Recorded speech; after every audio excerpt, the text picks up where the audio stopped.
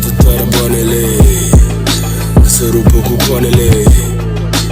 Haide adu covoarele. E cântare. Gen, yeah. Să bată tare banele, să rupă cu coanele, yeah. Vin și cu topoarele, yeah. Începe. Să bată tare banele, yeah. Să rupă cu coanele, yeah. Adu și topoarele, yeah. Începe. Yo, fata e necontrolată, nu e bine.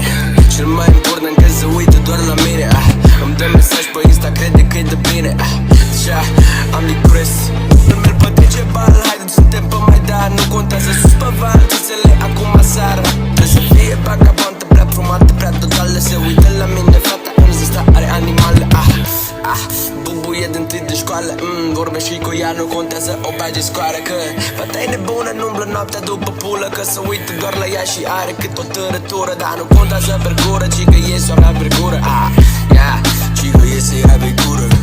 Hey, pică direct pe show. Chila hata, nu contează, beat-ul e din nou. Să fie baca, două chile, merg pe show. Total se uită la mine, nu contează, timp să stă pare.